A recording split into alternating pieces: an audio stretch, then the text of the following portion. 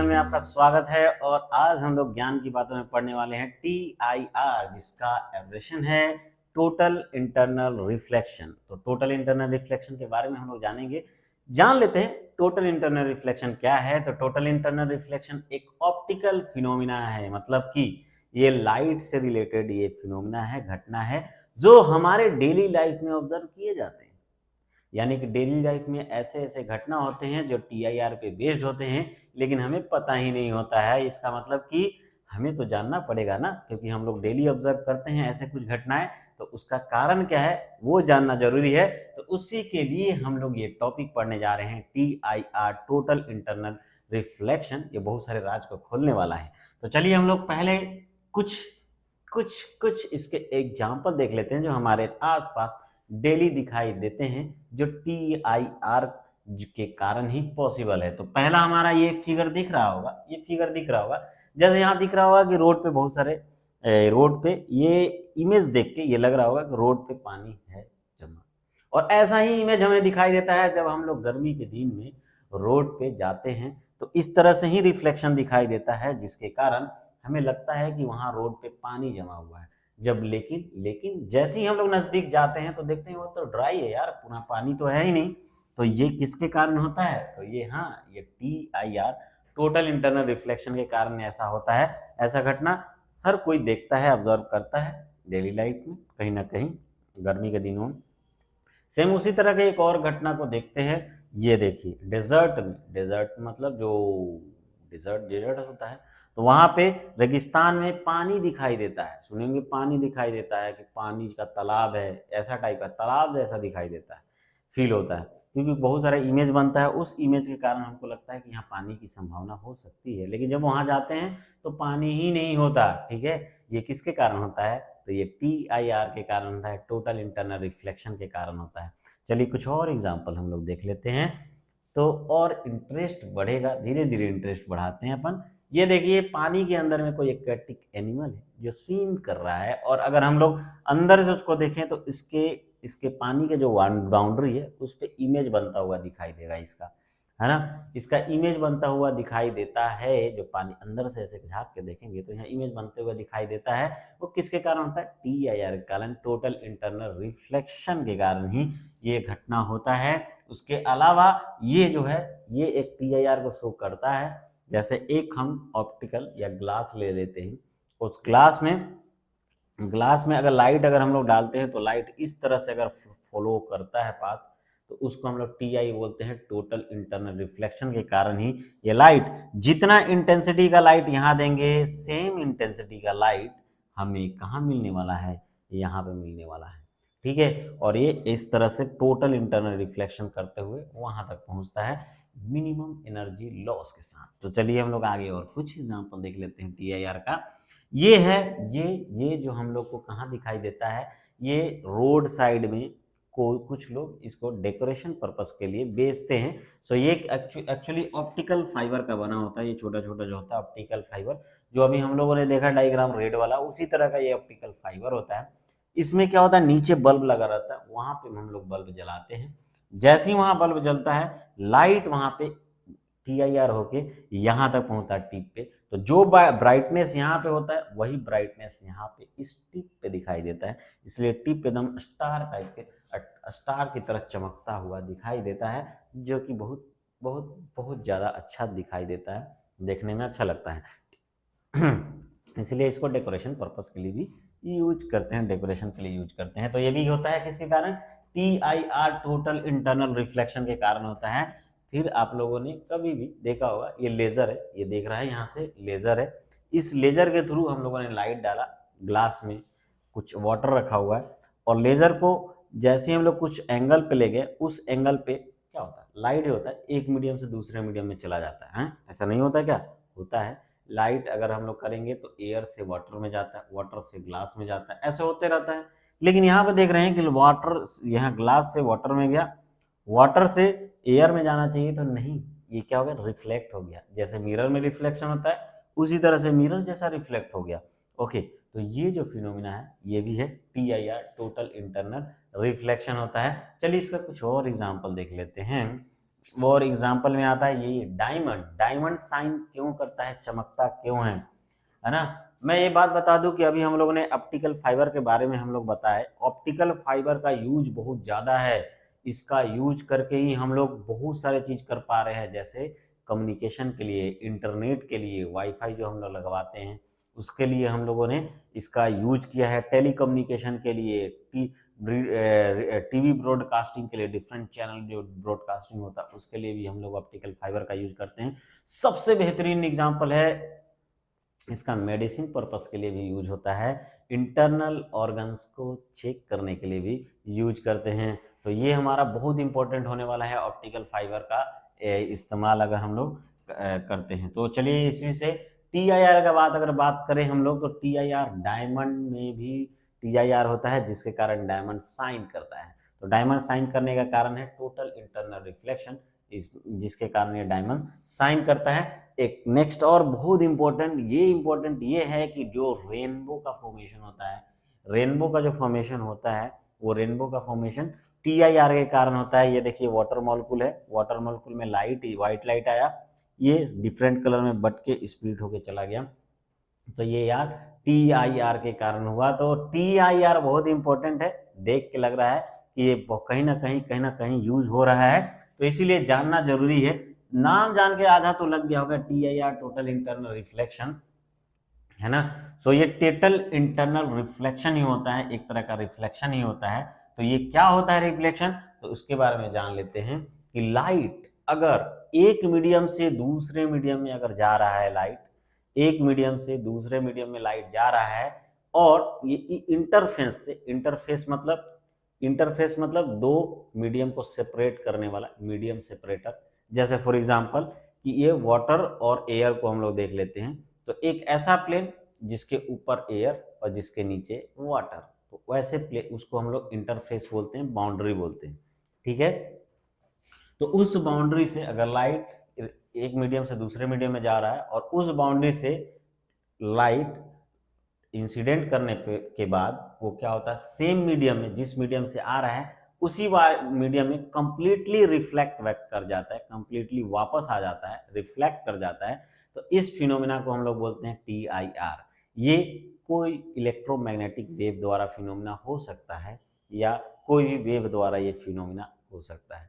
तो एक मीडियम से दूसरे मीडियम में जब लाइट मूव करता है, पास करता है, तो क्या होता है, लाइट पास करने के बाद वो सेम मीडियम में कंप्लीटली रिफ्लेक्ट बैक हो जाता है, तो उसको हम लोग बोलते हैं TIR। ये जैसे एक मीडियम सेपरेटर है, मीडियम फर्स्ट ऊपर, मीडियम सेकंड, मान लो लाइट सेकंड मीडियम से गया और पुनः पुनः ये सेकंड मीडियम में वापस आ गया, हाँ, रिफ्लेक्ट करने के बाद यहाँ पे रिफ्लेक्ट होना चाहिए था, इस मीडियम से इस मीडियम में लाइट को जाना चाहिए था, लेकिन नहीं, लाइट क्या हुआ, कंप्लीटली इसी मीडियम में वापस आ गया, रिफ्लेक्ट कर गया।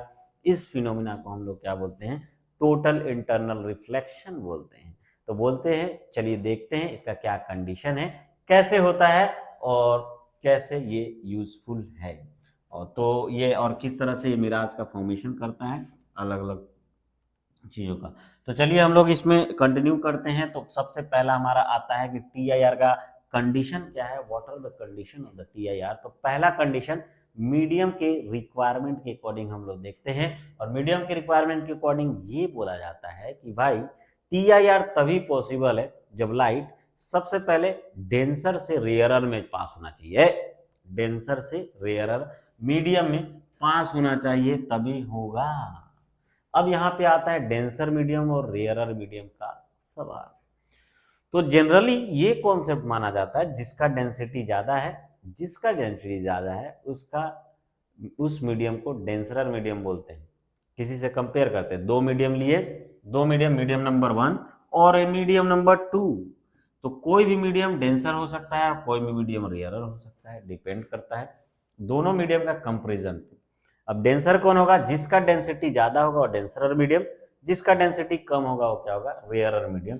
अगर बात करें, चलिए हम लोग बात करते हैं, दो मीडियम है, अगर मैं वाटर बोलता हूं और एयर बोलता हूं, तो डेंसिटी किसका ज्यादा होता है, वाटर और एयर में, तो वाटर का डेंसिटी ज्यादा है, मतलब ये डेंसरर मीडियम है, ठीक है।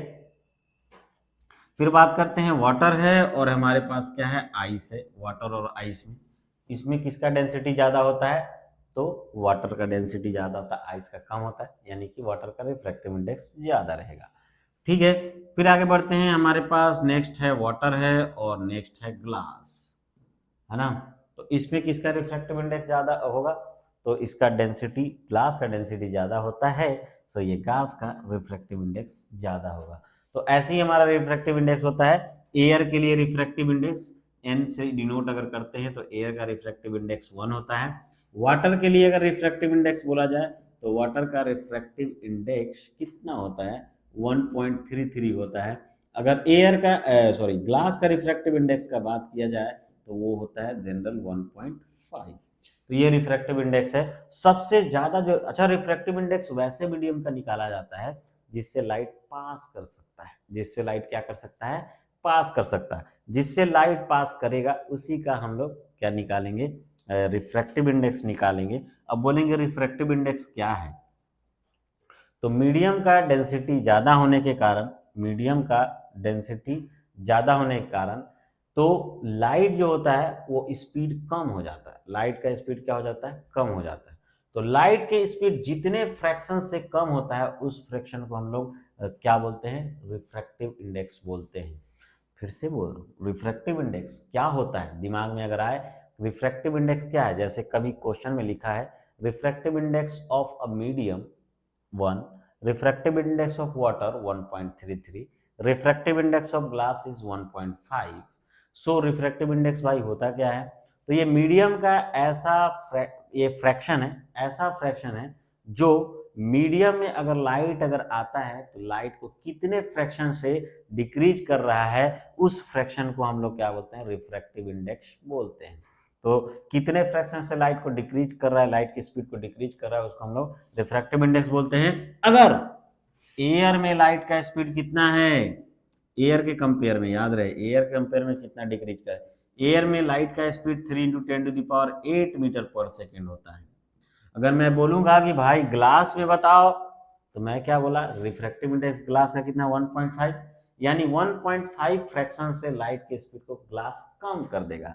तो ग्लास में जो एयर स्पीड होगा, ग्लास में जो स्पीड होगा किसका, लाइट का, वो 3/1.5, ये 1.5 इतना फ्रैक्शन से लाइट के स्पीड को डिक्रीज कर दिया।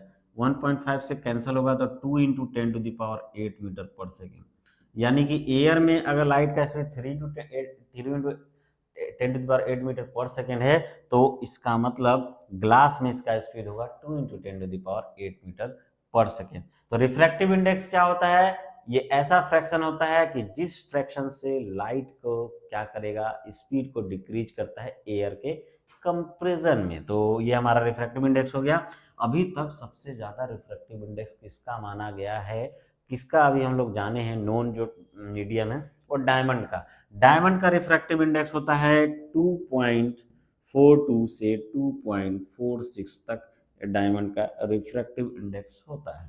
तो ये सबसे ज्यादा नॉन ऑब्जेक्ट का रिफ्रैक्टिव इंडेक्स इतना होता है, एयर का सबसे कम होता है 1 और सबसे ज्यादा डायमंड का होता है। याद रहे रिफ्रैक्टिव इंडेक्स उन्हीं का निकालते हैं जिससे लाइट पास करके जाता है। तो वैसे मीडियम का निकालते हैं जिससे लाइट पास करके जाता है। तो हम लोगों ने जाना रिफ्रैक्टिव इंडेक्स क्या है, डेंसर मीडियम क्या है, तो denser medium is nothing but is the comparison between two medium जहां से लाइट पास करके जा रहा है। The which one has a density higher density have a denser medium, जिसका डेंसिटी ज्यादा होगा वो डेंसर मीडियम कहलाएगा, और जिनका कंपैरिजन डेंसिटी कम होगा, कंपैरेटिव डेंसिटी, वो रेयरर मीडियम कहलाएगा। ये सिंपल सा कॉन्सेप्ट है, यही हम लोग कॉन्सेप्ट यूज करके मैं बताया। वाटर और एयर में रेयरर कौन है, एयर है, डेंसर कौन है, वाटर। वाटर और आइस में आइस का डेंसिटी कम होता है तो ये क्या हुआ, रेयरर, इसका डेंसिटी ज़्यादा तो ये डेंसर। अगर मैं वाटर और ग्लास में बात करूं तो ग्लास का डेंसिटी ज़्यादा होता है, ये डेंसर, और वाटर का डेंसिटी कम होता है तो ये रेयरर मीडियम कहलाएगा। तो ये हमारा रहा कि सबसे पहला कंडीशन है कि लाइट को कहां से कहां पास होके जाना चाहिए टोटल इंटरनल रिफ्लेक्शन के लिए, तो लाइट को डेंसर से रेयरर मीडियम में लाइट को जाना चाहिए, तभी TIR पॉसिबल है। अगर ऐसा नहीं होता है तो TIR पॉसिबल नहीं होगा। उल्टा अगर करेंगे अगर लाइट ऐसे जाएगा तो टी आई आर कभी भी पॉसिबल है नहीं है। रेयरर से डेंसर में अगर लाइट जा रहा है ना तो कभी भी light T I R possibility नहीं है। टी आई आर पॉसिबल तभी है जब लाइट डेंसर से रेयरर मीडियम में घुसेगा तभी, ठीक है। तो चलिए हमारा मीडियम का रिक्वायरमेंट, इस रिक्वायरमेंट का पहला कंडीशन टी आई आर के लिए ये है, ये तो होना जरूरी है। तो चलिए अब दूसरे कंडीशन की तरफ बढ़ते हैं। सो हमारा दूसरा कंडीशन क्या है उसके तरफ हम लोग बढ़ते हैं। सो नेक्स्ट हमारे पास कंडीशन है, ये देख लेते हैं। दूसरा कंडीशन है टोटल इंटरनल, दूसरा कंडीशन में बोलेंगे क्रिटिकल एंगल का बात किया जा रहा है। The angle of incidence must be less than, या क्रिटिकल एंगल, तो critical angle sorry the angle of incidence must be greater than critical angle. Angle of incidence must be greater than critical angle, critical angle से ज्यादा होना चाहिए। तो सबसे पहले दिमाग में आता है भाई क्रिटिकल एंगल है क्या, तो इसके बारे में हम लोग जानेंगे क्रिटिकल एंगल है क्या। तो ये हमारे पास क्वेश्चन है कि क्रिटिकल एंगल क्या होता है, तो इसके बारे में हम लोग जान लेते हैं कि क्रिटिकल एंगल है क्या। उसको हम लोग एक्सप्लेन करते हैं किसके थ्रू, तो ये एग्जाम्पल के थ्रू हम लोग एक्सप्लेन करते हैं। तो चलिए हम लोग टी आई आर के बारे में जानना स्टार्ट करते हैं कि किस तरह से टी आई आर होता है। सो हम लोगों ने एक इस तरह से बनाया है इमेज, ये डायरेक्शन बनाया है, ये थोड़ा सा टेढ़ा हो गया है तो हम सीधा कर सकते हैं इसको। टेढ़ा टेढ़ा हो गया तो कोई बात नहीं, सीधा कर लिया जाएगा। ओके, सो ये हमारे पास दिख रहा है कि ये लाइन है, ये जो ये लाइन है बाउंड्री सरफेस को रिप्रेजेंट कर रहा है। मैं ये बता दे रहा हूं कि ये रेयरर मीडियम है, जैसे ऊपर वाला मान लेते हैं एयर है और नीचे वाला हमारा डेंसर मीडियम है, ये डेंसरर मीडियम है, डेंसर मीडियम, ये डेंसर है और ऊपर एयर है मतलब रेयरर मीडियम है। चलिए अब लाइट के डिफरेंट डिफरेंट कंडीशन में हम लोग रिफ्लेक्शन शो करते हैं और चेक करते हैं। तो चलिए इसमें सबसे पहला टी आई आर होने के लिए कंडीशन क्या है, light must pass through denser to rarer medium. तो चलिए हम लोग 4 केस इसमें देखेंगे और 4 केस में लाइट को पास करा के देखने वाले हैं कि लाइट कैसे पास हो रहा है। तो यहाँ से 90 डिग्री हम लोगों ने बनाया, ये दूसरा हम लोग यहाँ पर रिफ्लेक्शन करने वाले हैं 2, तीसरा हम लोग यहाँ पर रिफ्लेक्शन करने वाले हैं ये, और चौथा हम लोग यहाँ पर रिफ्लेक्शन करने वाले हैं 4। तो ये 4 हम लोगों ने पॉइंट ले लिया जहाँ पे लाइट इंसिडेंट करेगा और रिफ्लेक्शन शो करेगा। तो चलिए हम लोग स्टार्ट करते हैं। सबसे पहले लाइट को इंटर कराते हैं यहाँ पे। तो नीचे क्या है याद रहे, डेंसर है, नीचे कौन सा मीडियम है, डेंसर मीडियम है, ऊपर क्या है, रेयरर मीडियम। तो इसमें कंडीशन क्या है कि लाइट को डेंसर से रेयरर मीडियम में जाना चाहिए। तो चलिए हम लोग एक पहले से लाइट को क्या करते हैं, पहला कंडीशन ये देखते हैं कि लाइट को हम लोग यहां से पास कराएं। ये गया लाइट। तो लाइट जब डेंसर मीडियम से रेयरर मीडियम में जाता है तो लाइट क्या हो जाता है, नॉर्मल से दूर चला जाता है। याद है, लाइट जब डेंसर से रेयरर मीडियम में जाता है तो लाइट क्या होता है, नॉर्मल से दूर चला जाता है। तो यहाँ पे भी हम लोग क्या करेंगे, लाइट को जाना चाहिए था इधर सीधे, लेकिन नॉर्मल से दूर चला जाएगा। और ये जो हमारा एंगल होगा इसको angle of incident, first angle of incident I1 के नाम से जानते हैं। चलिए तो हम लोग आगे बढ़ते हैं। दूसरा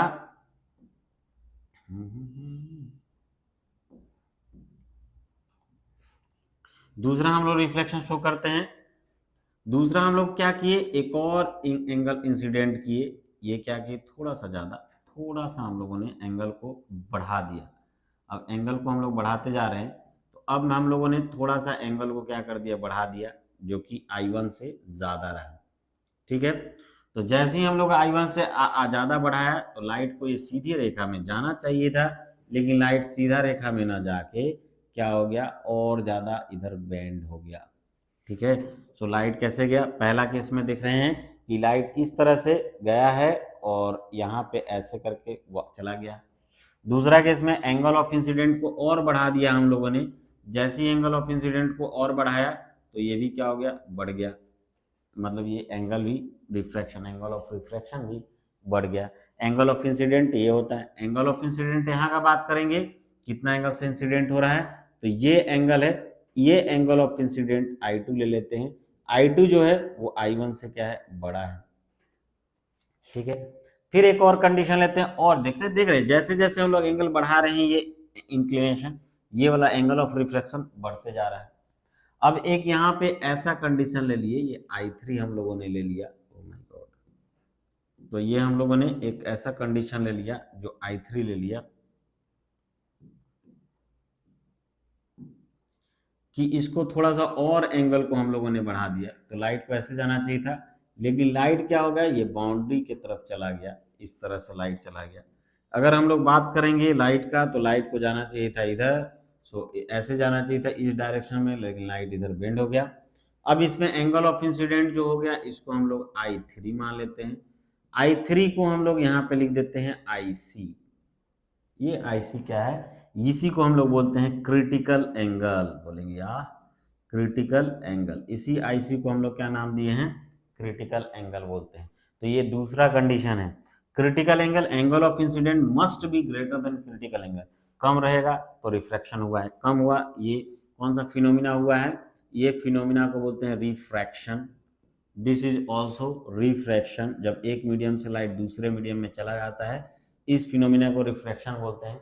ये भी एक तरह का क्या है, रिफ्रैक्शन ही है, क्योंकि लाइट एक मीडियम से दूसरे मीडियम को टच करते हुए जा रहा है, तो ये रिफ्रैक्शन हो गया, है ना। यहाँ पे देखेंगे एंगल ऑफ रिफ्रैक्शन कितना है, 90 डिग्री।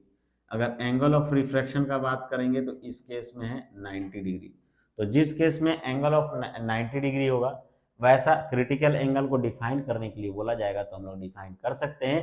क्रिटिकल एंगल एक ऐसा एंगल ऑफ इंसिडेंट है, angle of incident, critical angle क्या होगा, एक ऐसा एंगल ऑफ इंसिडेंट है जिससे एंगल ऑफ रिफ्रैक्शन कितना हो जाए, 90 डिग्री, जिसपे एंगल ऑफ इंसिडेंट कितना हो जाए, 90 डिग्री।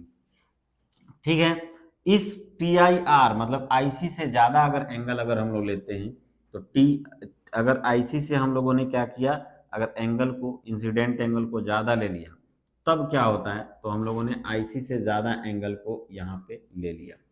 तो जैसे ही IC से ज्यादा एंगल लेंगे, तो ये लाइट जो है वो सीधे रिफ्लेक्ट हो जाता है, सेम मीडियम में वापस चला जाता है, जिस मीडियम से आया हुआ रहता है उसी मीडियम में, यानी कि जो हमारा डेंसर मीडियम में फिर से वापस लाइट आ जाता है। ये कंडीशन होना चाहिए, या I4 जो होना चाहिए वो ग्रेटर देन कितना होना चाहिए, क्रिटिकल एंगल IC। तो ये IC रहेगा, तो ये भी I4 है, तो ये भी एंगल हमारा I4 रहेगा। Reflection, law of reflection, law of reflection क्या होता है, जितना एंगल से इंसिडेंट करेगा उतना एंगल से रिफ्लेक्ट करेगा। सो ये बिहेवियर हुआ TIR, मतलब सेम मीडियम में रिफ्लेक्ट होकर वापस आ गया। सो यहाँ पे जो होने वाला है यही हुआ टोटल इंटरनल रिफ्लेक्शन, मतलब सेम अपने ही मीडियम में लाइट पुनः वापस आ जाना, उसको कंप्लीटली वापस आ जाना, उसी को TIR बोलते हैं। तो ये हम लोगों ने इस डायग्राम से क्या क्या सीखा, पहले कि एंगल ऑफ इंसिडेंट होता है क्रिटिकल एंगल। क्रिटिकल एंगल एक ऐसा एंगल ऑफ इंसिडेंट होता है जिस पे एंगल ऑफ रिफ्रैक्शन 90 डिग्री हो जाए। ओके, उसके बाद जैसे ही क्रिटिकल एंगल से ज्यादा एंगल पे, क्रिटिकल एंगल से ज्यादा एंगल इंसिडेंट एंगल लेंगे, तो ये फिनोमिना क्या कहला जाएगा, TIR, टोटल इंटरनल रिफ्लेक्शन होना स्टार्ट हो जाता है। और ये रिफ्लेक्शन के सारे रूल्स को फॉलो करता है, रिफ्लेक्शन के रूल को फॉलो करता है। यहाँ पे रिफ्लेक्शन, यहाँ पे रिफ्लेक्शन, यहाँ पे रिफ्लेक्शन, लेकिन यहाँ पे रिफ्लेक्शन। तो यही होता है TIR। TIR में लाइट फिर से अपने ही मीडियम में वापस आ जाता है। तो हम लोगों ने लाइट TIR का दो कंडीशन, पहला कंडीशन ये था, पहला कंडीशन कि light must be passes through from denser to rarer medium, पहले डेंसर से रेयर मीडियम में पास होना चाहिए। दूसरा कंडीशन का बात करेंगे तो लाइट क्या होना चाहिए, जो इंसिडेंट करेगा उस केस में क्रिटिकल एंगल से एंगल ऑफ इंसिडेंट क्या होना चाहिए, ज्यादा होना चाहिए, तभी ये क्या होगा, TIR होगा। तो ये हम लोगों ने TIR के बारे में हम लोगों ने देखा कि इस तरह से TIR होता है। चलिए, इसमें हम लोग अगर बात करेंगे क्रिटिकल एंगल क्या होता है, तो उसके बारे में तो आप लोग जान ही चुके होंगे कि क्रिटिकल एंगल एक एंगल, ऐसा एंगल ऑफ इंसिडेंट होता है ना, बाउंड्री के बिटवीन मीडियम में, जिसमें एंगल ऑफ रिफ्रैक्शन क्या हो जाता है, 0 होता है। यानी कि रिफ्रैक्टेड एलोंग, यानी कि जब लाइट रिफ्लेक्ट होता है तो ये बाउंड्री के अलोंग बिटवीन मीडियम बाउंड्री के बिटवीन उस अलोंग में क्या हो जाता है, लाइट रिफ्रैक्ट हो जाता है। इसका मतलब एंगल ऑफ रिफ्लेक्शन जो होता है 90 डिग्री हो जाता है। ठीक है, क्रिटिकल एंगल से अगर छोटा अगर हम लोग एंगल अगर लेते हैं, क्रिटिकल एंगल से अगर इंसिडेंट एंगल छोटा हो तो रिफ्लेक्शन नहीं होगा, वहां रिफ्रैक्शन होगा। अभी डायग्राम में हम लोगों ने देखा था। लेकिन जैसे ही क्रिटिकल एंगल से ज्यादा एंगल लेते हैं तो TIR होगा। इसी फिनोमिना को हम लोगों ने देखा था कि देखिए जैसे ही हम लोग देख रहे हैं यहाँ पे कि क्रिटिकल एंगल से कम एंगल है तो वहां रिफ्रैक्शन हो रहा है, रिफ्रैक्शन हो रहा है, रिफ्रैक्शन हो रहा है। जैसे ही क्रिटिकल एंगल से ज्यादा एंगल अगर हम लोग ले रहे हैं तो वहां पे रिफ्लेक्शन हो रहा है, मतलब TIR हो रहा है। तो ये हमारा TIR हो रहा है। तो ये हम लोगों ने देखा। तो ये हमारा क्या है, TIR है। अब formula for critical angle, critical angle के लिए हम लोग फॉर्मूला निकाल सकते हैं। और फॉर्मूला निकालने के लिए हमको हथियार यूज करना पड़ेगा, और लाइट में हथियार होता है स्नेल्स लॉ। स्नेल्स लॉ के बारे में आप लोग जानते हैं, तो वही उसी का यूज करके हम लोग critical formula for critical angle निकालेंगे। और ये हमारा फॉर्मूला होता है mu i into sine i equal to mu r into sine r. ये होता है स्नेल्स लॉ जो होता है लाइट में, या सेकेंड लॉ ऑफ रिफ्लेक्शन भी हम लोग बोल सकते हैं, उसके थ्रू ये एक्सप्लेन है। ये refractive index of incident medium, और ये क्या हो गया, sine of angle of incidence, refractive index of refracted medium जहाँ पे लाइट रिफ्लेक्ट हो रहा है सेकेंड मीडियम, और ये हमारा क्या होगा ये साइन ऑफ रिफ्रैक्शन। तो ये हमारा ऐसे निकालते हैं, यहाँ पे देखते हैं म्यू आई साइन आई। सो यहां से हम लोग लिखे mu i sine i angle of incidence जो मस्ट बी क्रिटिकल एंगल। अगर ये क्रिटिकल एंगल अगर होता है तो उस केस में ये म्यू आर हो गया, और ये हमारा क्या होगा साइन। क्रिटिकल एंगल पे एंगल ऑफ रिफ्रैक्शन 90 डिग्री हो जाता है, और साइन 90 का वैल्यू 1। तो साइन IC जो आएगा वो क्या हो जाएगा, mu are upon mu i, यानी refractive index of refracted medium to the incident medium, जिसमें से लाइट इंसिडेंट कर रहा है और जिसमें रिफ्रैक्टेड होने वाला है वो हमारा आ जाएगा। तो यहाँ से अगर हम लोग निकालेंगे तो साइन इन IC का जो वैल्यू आएगा वो हो गया sine inverse mu are upon mu I. जैसे यहाँ पे अगर हम लोग एग्जांपल देखना चाहें कि अगर ये मान लेते हैं यहाँ पे वाटर है जिसका रिफ्रैक्टिव इंडेक्स कितना है 4/3 होता है रिफ्रैक्टिव इंडेक्स, और ये हमारा क्या है ग्लास है, और ग्लास का रिफ्रैक्टिव इंडेक्स होता है 3/2। सो ये हमारा रिफ्रैक्टिव इंडेक्स है ग्लास का 3/2। लाइट ग्लास से वाटर की तरफ जा रहा है और TIR शो करना है, तो कितना हमारा एंगल ऑफ इंसिडेंट होना चाहिए। तो ये हमारा इंसिडेंट मीडियम कौन होगा, glass. Incident medium, refractive medium क्या होगा, क्या होगा वाटर। कैसे, लाइट इसी से इंसिडेंट करेगा, डेंसर मीडियम से इंसिडेंट करेगा, तो डेंसर मीडियम इंसिडेंट मीडियम, और लाइट रिफ्रैक्ट होकर किधर जाना चाहिए था, दूसरे मीडियम में जो क्या है रेयर मीडियम, जिसका रिफ्रैक्टिव इंडेक्स 4/3। यहाँ से अगर हम लोग क्रिटिकल एंगल निकालेंगे तो इसको लिख सकते हैं साइन इनवर्स कितना म्यू आर, मतलब फर्स्ट जो रिफ्रैक्टेड मीडियम का रिफ्रैक्टिव इंडेक्स मतलब 4/3, और डिवाइडेड बाय रेयर मीडियम का रिफ्रैक्टिव इंडेक्स 3/2। सो हमारे पास ये आ गया एंगल जो क्रिटिकल एंगल साइन इनवर्स 8/9। तो ये हमारा क्रिटिकल एंगल रहा है। तो इस तरह से हम लोग क्रिटिकल एंगल निकाल सकते हैं अलग अलग के लिए। ठीक है, इस पे वैल्यू के लिए अलग अलग वैल्यू आएगा तो हम लोग कैलकुलेट कर सकते हैं। तो ये हमारा क्रिटिकल एंगल का फॉर्मूला है, इस तरह से हम लोग क्रिटिकल एंगल कैलकुलेट कर सकते हैं अलग अलग के लिए। तो चलिए हम लोग आगे कंटिन्यू करते हैं नेक्स्ट टॉपिक के तरफ। ये देख रहे हैं एप्लीकेशन ऑफ TIR। TIR का क्या एप्लीकेशन होता है उसके बारे में हम लोग जानते हैं। तो उसमें सबसे पहला है ऑप्टिकल फाइबर, जो सबसे ज्यादा यूज होने वाला है, जो सबसे ज्यादा TIR का यूज करके हम टेक्नोलॉजी में जो यूज करते हैं वो TIR का वो यहीं पे करते हैं, ऑप्टिकल फाइबर में करते हैं। ये ऑप्टिकल फाइबर में देख रहा होगा एक कोर होता है, क्लैडिंग होता है, कोटिंग होता है ना। उसके बाद जैकेट होता है, इसमें स्ट्रेंथ मेंबर जैकेट होता है, आउटर जैकेट। ठीक है, ये इसके कुछ कंपोनेंट है। कोर क्या होता है? कोर एक ऑप्टिकल फाइबर में स्ट्रक्चर का बात करेंगे तो ऑप्टिकल फाइबर में कोर होता है जहां से लाइट पास करता है या वेव पास करता है। इट में भी पास इलेक्ट्रोमैग्नेटिक वेव और लाइट। ये इलेक्ट्रोमैग्नेटिक वेव भी पास हो सकता है इससे और लाइट भी पास हो सकता है। बिना ऑप्टिकल फाइबर का क्या काम है? अगर पूछेंगे कि ये क्या है, क्यों बता रहे हो भाई, तो ऑप्टिकल फाइबर एक ऐसा ऐसा वायर होता है, एक ऐसा डिवाइस होता है जिसके थ्रू इलेक्ट्रोमैग्नेटिक वेव या लाइट को एक जगह से दूसरे जगह ट्रांसफर कर सकते हैं बिना लॉस के, है ना, बिना लॉस के। जैसे मैं बोलूँगा यहाँ से मैं लाइट जलाया और दूसरे यही लाइट दूसरे रूम में जाना चाहिए, है ना, तो ऑप्टिकल फाइबर का यूज करके हम लोग पहुंचा सकते हैं। तो optical fibre generally electromagnetic wave या लाइट को एक जगह से दूसरी जगह ट्रांसफर करने के लिए विदाउट लॉस, बिना लॉस के पहुंचाने के लिए हम लोग किसका यूज करते हैं? ऑप्टिकल फाइबर का यूज करते हैं। तो चलिए इसको बनाते हैं, कैसे बनता है। तो इसमें सबसे पहले कोर होता है जहां से लाइट या इलेक्ट्रोमैग्नेटिक वेव पास करके जाते हैं। छोटा सा दिख रहा है, इतना छोटा सा, इतना मोटा अगर हमारे पास केबल है, इतना मोटा केबल है तो एकदम पतला सा ये हमारा जिससे लाइट पास करके जाएगा वो। लाइट के ऊपर क्लैडिंग होता है। क्लैडिंग एक ऐसे मटेरियल से इसके ऊपर ढका हुआ रहता है जिसका रिफ्रैक्टिव इंडेक्स इस कोर के रिफ्रैक्टिव इंडेक्स से कम हो। अगर मान लो कोर का रिफ्रैक्टिव इंडेक्स, कोर अगर ग्लास है तो हम लोग ऐसा यहाँ पे क्लैडिंग करेंगे, उसके चारों तरफ चिपकाएंगे जिसका रिफ्रैक्टिव इंडेक्स कम हो। तभी तो अगर लाइट हम लोग इसमें डालेंगे कोर में तो क्या होगा, लाइट इससे पार होके रेयरर में जाएगा, डेंसर में है, डेंसर से रेयरर में जाएगा, और जब डेंसर से रेयरर में जाएगा तभी तो टीआईआर का कंडीशन बनेगा।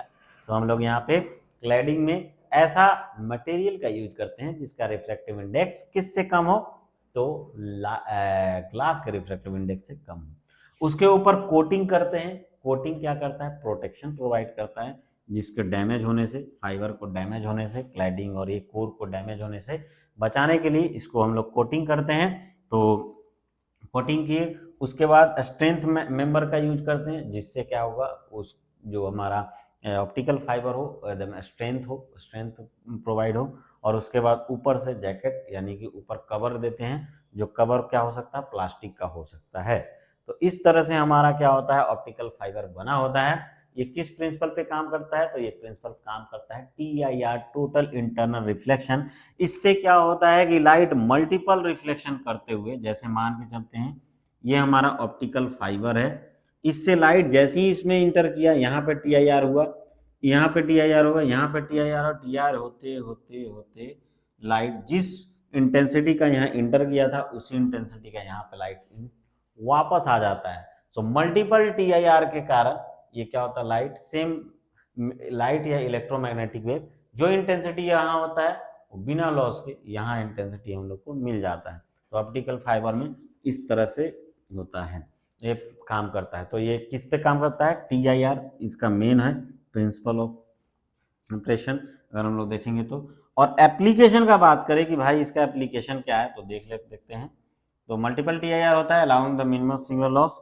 एप्लीकेशन में बात, टेलीकम्युनिकेशन में इसका एप्लीकेशन करते हैं, जैसे टेलीफोन में टेलीफोन बात होता है उसमें भी हम लोग इसका यूज करते हैं। उसके अलावा टेलीकम्युनिकेशन करने का मतलब ब्रॉडकास्टिंग सिस्टम में, जैसे टीवी में जो ब्रॉडकास्टिंग होता है उसके लिए कर दो। टीवी में कहाँ करते हैं? तो टीवी में DTH का यूज करते होगा, और DTH में जो वायर जो ऊपर लगा रहता है उसमें जो यूज करते हैं वो एक्चुअली में ऑप्टिकल फाइबर ही होता है ना। उसका वायर में झटका उटका करंट वरेंट नहीं फ्लो होता है, उसमें इलेक्ट्रोमैग्नेटिक वेव फ्लो होता है, वो ऊपर एंटीना से खींचता है और खींच के फिर हमको टीवी में वापस आता है, इसलिए नीट एंड क्लीन दिखाई देता है। तो टेलीकम्युनिकेशन में बातचीत करने के लिए टेलीफोन में इसके लिए यूज करते हैं। वाईफाई के लिए, जो वाईफाई के लिए हम लोग केबल का यूज करते हैं वो भी होता है ऑप्टिकल फाइबर का, यानी कि ये इंटरनेट इंफ्रास्ट्रक्चर के लिए भी इसका यूज किया जाता है ऑप्टिकल फाइबर का, क्योंकि इससे इलेक्ट्रोमैग्नेटिक वेव ट्रांसमिट होता है, और इलेक्ट्रोमैग्नेटिक वेव ट्रांसमिट होगा तो हम लोग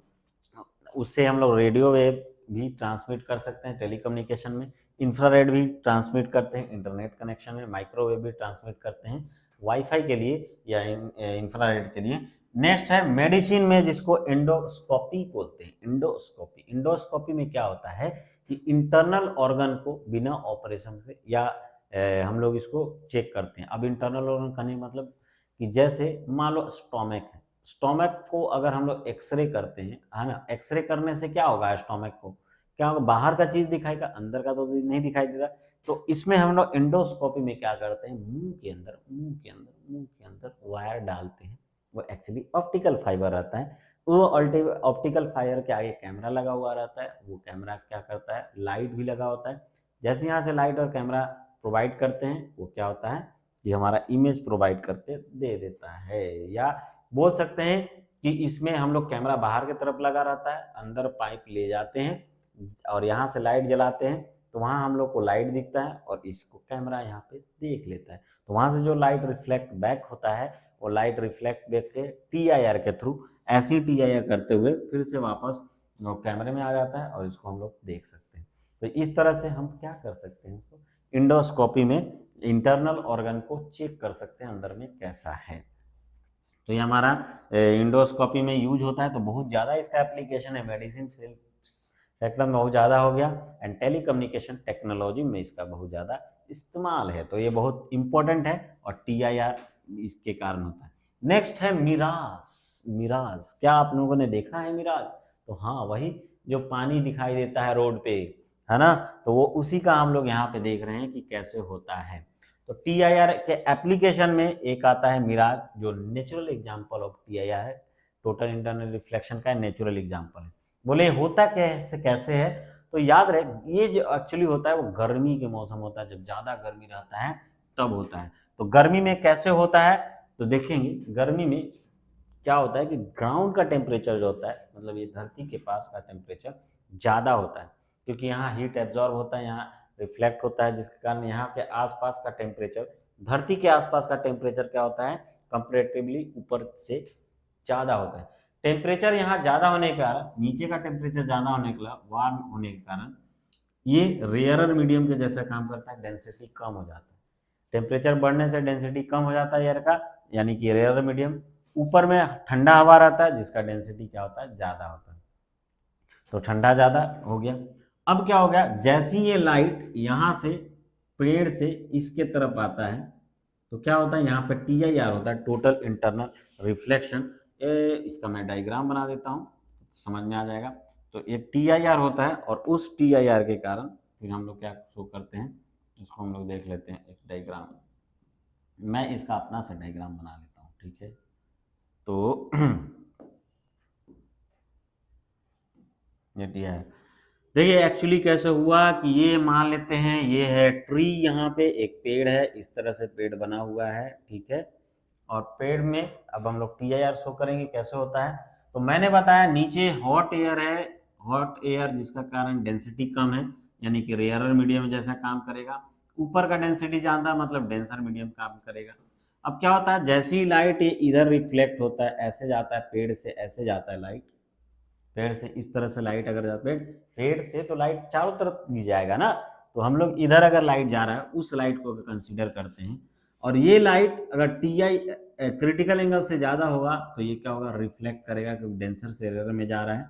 तो ये TIR यहाँ पे हुआ, TIR होने के कारण कोई पर्सन जब ये यहाँ दूर से आ रहा है और इसको यहाँ से अगर देखता है, ये आंख बना रहा हूँ भाई, तो यहाँ से दूर से अगर देखता है तो उसको क्या लगेगा कि ये लाइट कहाँ से आ रहा है, पीछे से आते हुए नजर आएगा, और वहीं पे इसका क्या बन जाता है, इमेज बन जाता है। ये ब्लर सा इमेज बनता है, जैसे पानी में बनता है, उसी टाइप का यहाँ पे वर्चुअल इमेज इस पेड़ का यहाँ दिखाई देने लगता है। तो ये हम लोग को लगता है यहाँ पे कुछ इमेज दिख रहा है, यहाँ पे इस पेड़ का यहाँ पे इमेज दिख रहा है ना। तो पेड़ का इमेज दिख रहा है, इसका मतलब क्या हो रहा है कि वहाँ पे इमेज किस में बन सकता है, या तो ग्लास हो या पानी हो। तो हमको आदत है झिलमिल मिलमिल वाला ग्लास जो बनता है वो पानी के कारण बनता है, जो इमेज बनता है ब्लर ब्लर झिलमिल झिलमिल, वो वाला किससे बनता है, पानी के कारण बनता है। तो इसीलिए हमको फील होता है कि वहाँ पानी है। तो ये हमारा फिनोमिना हुआ। वहाँ पे भी वही पॉइंट्स जो आया वो क्या होगा कि बेंड हो गया, लाइट क्यों बेंड हुआ, टोटल इंटरनल रिफ्लेक्शन के कारण। जब इसको हम लोग पीछे हम लोग देख रहे हैं तो ये एक्सटेंड कर रहे हैं, तो यहाँ से लाइट नजर होते हुए आ रहा है। इसका जब हम लोग इमेज बनाए तो यहाँ वर्चुअल इमेज बना। ये वर्चुअल इमेज सेम जैसे मिरर में दिखाई देता है या जैसे वाटर में दिखाई देता है। मिरर में तो रुका हुआ रहता है तो हम लोग समझ जाते हैं कि मिरर है, लेकिन पानी में पानी के मोशन के कारण इमेज भी क्या करता है कि अप डाउन दिखाई देने लगता है। तो उसी तरह से हम लोग को विजुअलाइज होता है, जिसको हम लोग मिराज बोलते हैं, और हमको फील होता है वहाँ पे पानी है। तो ये फिनोमिना हमें अक्सर देखने को मिलता है। तो ये होता है मिराज, जो टोटल इंटरनल रिफ्लेक्शन के कारण। तो नेक्स्ट हम लोग देख लेते हैं कि इसका एप्लीकेशन में कि डायमंड साइन क्यों करता है। तो ये भी TIR के कारण होता है। जैसी लाइट यहाँ, व्हाइट लाइट यहाँ से पड़ा डायमंड में और उसके कारण बाद में यहाँ पर TIR हुआ। इसमें एक बार दो बार ही TIR शो कर रहे हैं, लेकिन यहाँ पे TIR 2 से ज़्यादा होता है। ठीक है, 2 से ज़्यादा होने के कारण, मल्टीपल TIR होने के कारण ये लाइट डिफरेंट कलर के हम लोग को दिखाई देते हैं, साइन करते हुए डायमंड दिखाई देता है। तो ये व्हाइट लाइट भी आते हैं, उसके साथ साथ रिफ्लेक्ट बैक करते हैं। व्हाइट लाइट भी रिफ्लेक्ट बैक होकर हमारे पास आते हैं। तो इसीलिए व्हाइट भी साइन करता है, कलर भी जो अलग अलग कलर भी साइन करता है डायमंड। देखिए ग्रीन करता है, रेड, मतलब हर तरह के कलर भी साइन करेगा और व्हाइट लाइट भी साइन करेगा। तो ये डायमंड इसी कारण से क्या करता है, चमकता है। किस कारण से? TIR के कारण, मल्टीपल TIR इनके सरफेस पे होता है। क्योंकि जब ये लाइट एक बार इंटर कर गया, ये क्या हो गया, डेंसर मीडियम, डेंसर से रेयर मीडियम, और इसके लिए क्रिटिकल एंगल तो भाई कम ही होता है। तो इसीलिए आसानी से ये क्या हो जाता है, इसमें TIR शो होता है। तो ये डायमंड भी TIR शो करता है, इसका रीजन ये होता है। अगर मैं बात करूंगा, ये रेनबो का फॉर्मेशन में भी TIR हेल्पफुल होता है। ये कैसे होता है, जब लाइट इस पे पड़ता है, यहाँ पे TIR हुआ, TIR होने के बाद फिर यहाँ पे रिफ्रैक्शन होता है और विजिबल हम लोग को लाइट डिफरेंट कलर में दिखाई देता है। तो रेनबो का फॉर्मेशन भी किसके कारण होता है, TIR के कारण होता है। तो अब ये हम लोग एप्लीकेशन देखे TIR का, और TIR होता कैसे है इसके बारे में हम लोग जाने। आगे हम लोग नए टॉपिक में ये जानने वाले हैं इसी के बारे में कि रेनबो का फॉर्मेशन कैसे होता है, इंद्रधनुष कैसे बनते हैं। तो उसका हम लोग राज जानेंगे कि किस तरह से बनता है, TIR कैसे होता है, कैसे लाइट रिफ्लेक्ट करता है ना, और किस किस तरह का कौन सा कलर ऊपर दिखाई देता है, कौन सा नीचे दिखाई देता है, इसके बारे में हम लोग देखेंगे। तो मिलते हैं अगले क्लास में, तब तक के लिए हैव अ नाइस डे सबको, and thank you for watching.